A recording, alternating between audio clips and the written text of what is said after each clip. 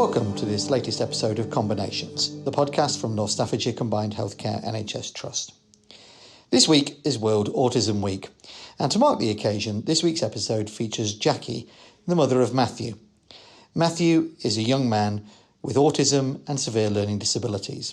In this conversation with Fiona Campbell from the Combined Healthcare Comms team, Jackie tells the tale of life looking after a young son with autism and learning disabilities, and the support and care he and her have received from our Assessment and Treatment Unit. The Assessment and Treatment Unit at Harplands Hospital provides specialist interventions for community-based clients who require support as a result of acute healthcare needs. Assessment and treatment is provided for individuals when community placements have broken down due to acute healthcare needs. An in-depth assessment is carried out and an individually designed person-centred plan or care programme is developed to enable the client to return to their own home and be supported successfully within the community. Referrals are considered for adults with a learning disability who reside in or originate from North Staffordshire, and the service will also take out-of-area referrals where there's been an initial assessment undertaken to determine needs and treatment and the funding for the placement has been agreed, as in this case with Mathew.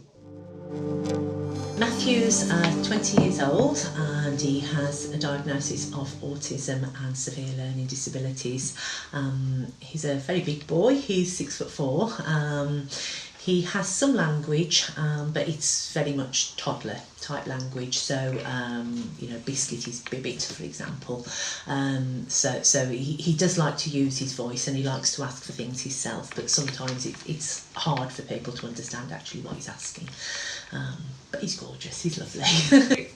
Yeah, when did the problems at the school first start? How long ago are we talking with that? Oh, we're talking, I think, probably about 4 years ago things started. We were just seeing some difficult behaviours. He had also had a seizure approximately 4 years ago, but we thought this was down to a medication change that he'd had. We don't know for certain, but he was kind of after that seizure really. His behaviour began to decline, and his self-injurious behaviour as well. There's a lot of headbutting the walls, headbutting the floor, headbutting anything really, and lashing out at others. And he's a big boy, and it can hurt. He also did a lot of damage to the environment, and he kind of knew what he could do to kind of really have maximum impact. You finding his behaviour changes difficult in home as well as in school? Oh, then, absolutely, to manage yes, yourself? yes. Mathew actually attended residential school, so he came home weekends and holidays. We were seeing, it was quite funny actually because he would behave different in different settings. So, he was doing okay at school, residency wasn't so great, home he wasn't so great, and then it'd chop and change. He'd be okay at residence, but not at home or not at school, etc. But then over time, it became more that he was struggling in all settings. But yeah, things were really difficult in the house when he was coming home. Not so much. I mean, the house is kind of Mathew approved really. It's safe for him to a degree. But the journey would be really, really difficult. He would display a lot of aggressive behaviours, and of course, when you're driving and you get a big foot on your head, or a punch on your head or whatever, it's really, really, really hard. And that was kind of one of the bigger challenges, really.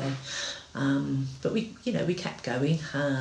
He had good spells and bad spells, and then those good spells kind of got smaller, and the more difficult spells got larger.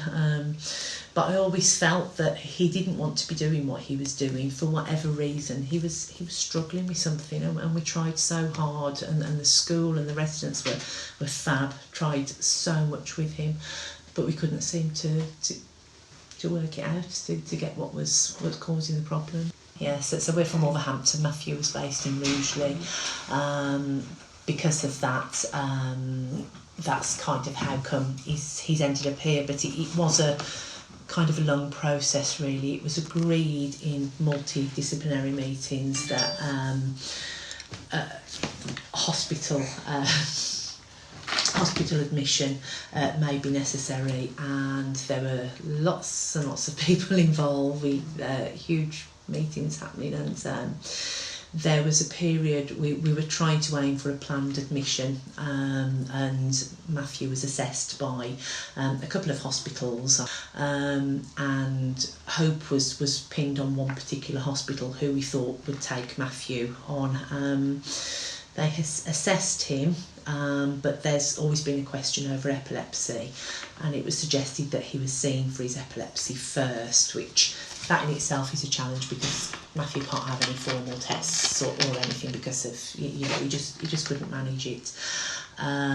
But we did manage to have make an appointment. It was very carefully planned, and he was given some medication for this, but we didn't really see any change.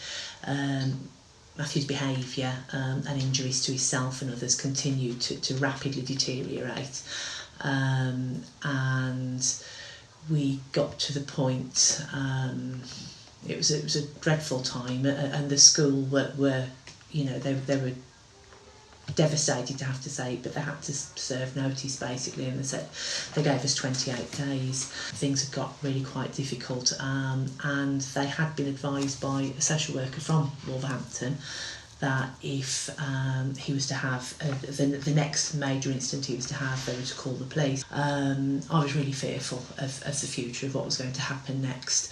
There were some really great clinicians from Staffordshire who were involved, and they arranged another assessment with this hospital, who'd said they would assess him again after the epilepsy.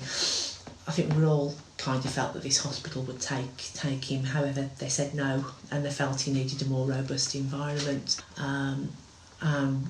We were devastated because we thought, if Mathew has another incident, what will happen? But we were really, really scared.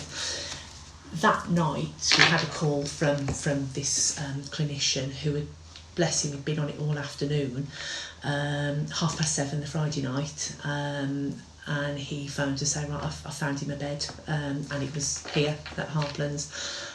So of course it's an emergency placement and it's an assessment and treatment, so we didn't know what to expect. He was going to be sectioned, for want of a better word. All the legalities happened of the Saturday morning. Actually, Mathew then had his biggest incident to date on that Saturday morning. It really was a bad one, and then they had to call this clinician in early. But he was taken by the school. The school brought him here of the Saturday afternoon. We were petrified, absolutely so worried. I can't even begin to say, I just kept thinking, emergency placement, he's not going to know what's happening, what's going on. They're not going to understand him. They're not going to, make sense of his language, because he's quite difficult to understand. He's got those strong attachment figures at his school and residence that he relied on so strongly. He's not going to have any of those. What's going to happen? We're going down this assessment and treatment route now. Is he going to come out? What will happen there? I didn't know whether we could come over and see him, or it was just horrific. Anyway, he was admitted here at the afternoon. We started driving over and thought, well, let's see what's going to happen. Were you not able to travel with him when he was? No, the school did that. The schools, the resident staff, I should say, the residential staff, they brought him over with a car in front and a car behind, so there was additional support a little bit of a convoy, but there was support there should it be needed. So they brought him here, and then we started travelling over, and I think he'd been settled in about sort of half an hour or so, or an hour when we got here. But we were on the way, and I called the hospital, called here. I remember just speaking to a really lovely nurse. She was just lovely. And she said, I said, I don't know whether we can come in or not, but I'm coming over. And she went, yes, of course you can. You can come in, come over now.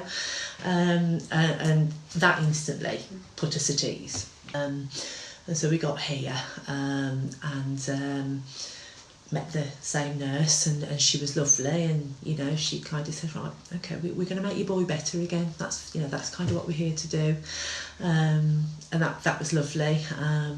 The staff from the residents and that was still here in tears, and we had a chance to see them. We went into Mathew, and he obviously wasn't great. He was in a bad place, but he was open. What would you say made you feel like this was going to be great for him? He's been here almost a year now then. So what kind of made this place stand out, or feel like it was a safe place? Because I had so much fear about, you just hear the word assessment and treatment, and there's so much in the press about women with transforming care and everything at the moment.